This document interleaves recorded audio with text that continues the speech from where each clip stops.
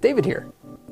If you had $62 billion burning a hole in your pocket, it's fair to say you have options. You could invest in 248,000 $250,000 homes. You could park at the Cleveland airport for 3.1 billion nights, or maybe you're the type to throw down for 124 million PlayStation 5s with the disk drive for playing physical media.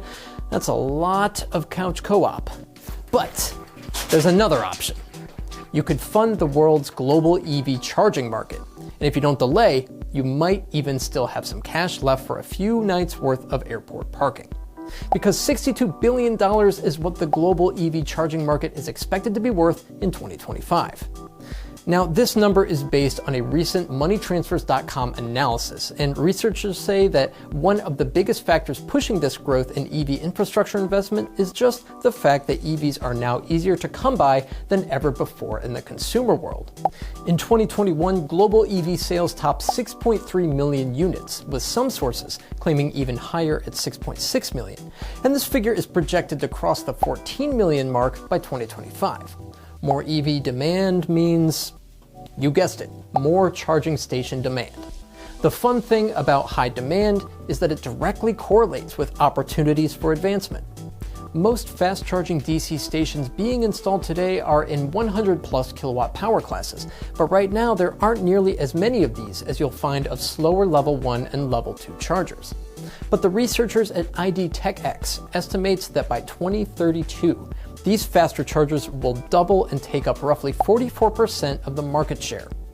One reason for this is because today chargers in the 270 kilowatt or 350 kilowatt categories become much more limited on the vehicles they can power.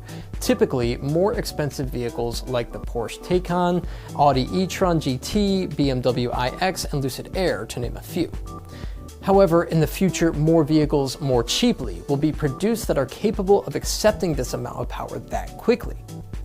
But in theory, the inability for vehicles to accept this amount of power doesn't matter much, since these chargers can just throttle their power and voltage levels down to suit most EV models.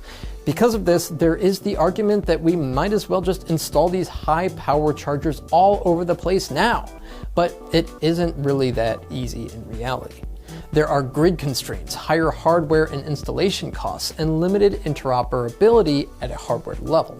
There is an intriguing path for the market to explore though, which would make installing DC fast charging everywhere less of a headache: infrastructure as a service. This would entail rolling out integrated battery storage-based fast charging stations that require no civil engineering work or adjustments to the grid connection. These stations would work by coupling the charging station with a buffer battery, which would not only expand the possibilities when it came to installation locations, but it would be much easier on our already established electricity grid. Obviously, this type of installation comes with its own set of problems, especially surrounding the battery unit. But the question is, do those outweigh the problems of standard grid-based installations?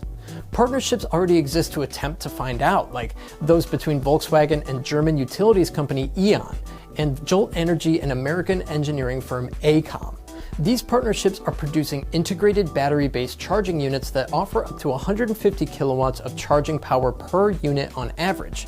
Although they are young, so far these projects have shown there is at least some viability for a potential new business model here. Now, will it catch on? We'll have to wait and see. My name's David Sickles, and this is the EV Impact Show. See you next time.